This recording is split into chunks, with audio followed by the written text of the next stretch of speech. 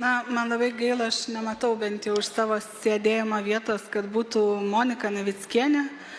Matyt, sąžiningiausias kelias pačiai savo ir partijai ir kartu bendrai valstybei, kuri čia buvo apauginta visokiais ryšiais, Seimo nariai būtų pasitraukti, nes į klausimus jinai nesugebėjo atsakyti.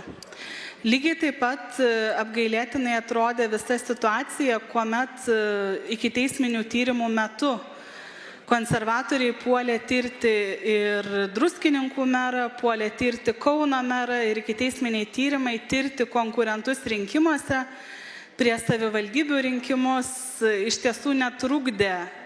Priešingai buvo labai didelė paskata tą daryti. Kuomet ateina klausimai apie savo partijos narius, apie jų veiklą, apie jų ryšius su verslu, su nusikalstamu pasauliu, apie kontaktų ryšius su ta pačia Rusija, kuri paprastai konservatoriams kelia labai didelę alergiją.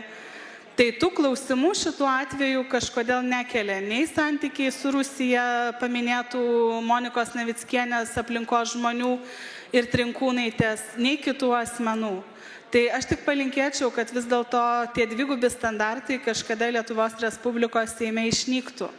Kaip jūs norėjote tirti 19 metų įvykius prieš prezidento rinkimus, tikrai palinkėčiau tokio paties įkarščio tirti šių metų įvykius, ką tik paaiškėjusius, kurie susiję su jūsų partijos kolege, su jūsų partijos veidu, su žmogumi, kuris jūs reprezentavo ir staiga pasirodė, kad ne tik neatskiria, su kuo jinai skrenda Dubajaus lėktuve, bet ir neatskiria tų visų pavojingų ir grėsmę nacionaliniam saugumui keliančių saitų, į kuriuos yra įklimpusi Monikos Navickienės aplinka. Dėkoju. Prieš kalbės gerbiamas Jurgis Razma. Po kolegės Agnės Širinskės pasisakymo, matyt, visi Seimo nariai, kai skris kur nors lėktuvu, turės išsiaiškinti, su kuo ten kartu skrenda. O jeigu kalbėti apie tą iniciatyvą, tai aš manau, reikia opozicijai tiesiai šviesiai prisipažinti, kad čia yra noras tuščiai papolitikuoti prieš artėjančius Seimų rinkimus. Buvo bandymas inicijuoti apkaltą, paskui apsižiūrėjo, kad jokio kaltinimo buvusiai ministrei suformuluoti negali, tai bandoma kaip įvairius įtarimus formuluoti čia pritemptus klausimus. Aš pabrėžčiau, kad Seimas nėra nusišalinęs nuo tos Foxpay temos. Antikorupcijos komisija aiškinasi įvairias aplinkybės ir vakar buvo posėdis, kur dalyvavo visų specialiųjų tarnybų ir teisėsaugos institucijų vadai. Ir aš manau, kad opozicijos atstovai, kurie ten dalyvavo, galėjo komisijos tyrimo iniciatorius informuoti, kad buvo aiškiai pasakyta, kad tos tarnybos ministrė jokių klausimų šiai dienai neturi. O dėl pačios įmonės, dėl savininkų ir kitų asmenų veiklos, tikrai ne Seimo tyrimų komisijų reikalas.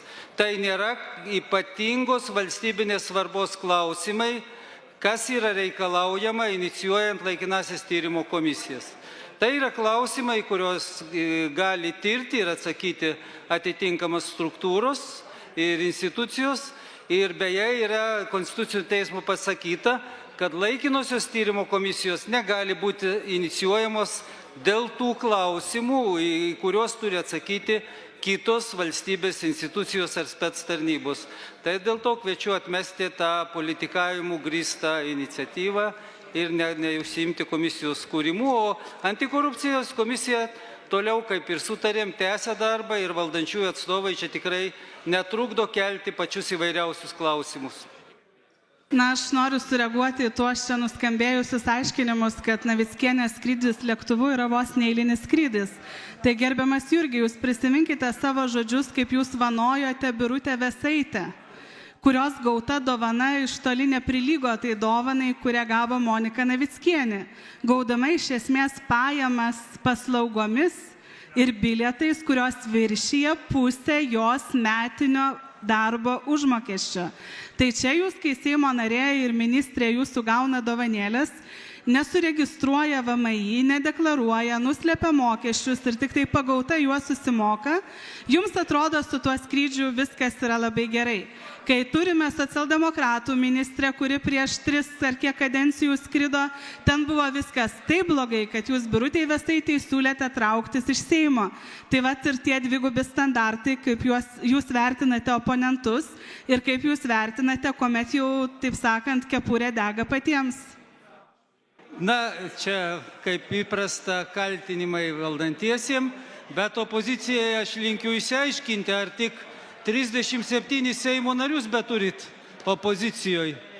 Tiek buvo jūsų balsuojančių. Tai dėl to, kad buvo ir daugiau ministrų skraidančių, na, abi ministrės atsistatydino ir viskas yra išspręsta. Tai nėra čia jokių tų dvigubų standartų. Dėkoju.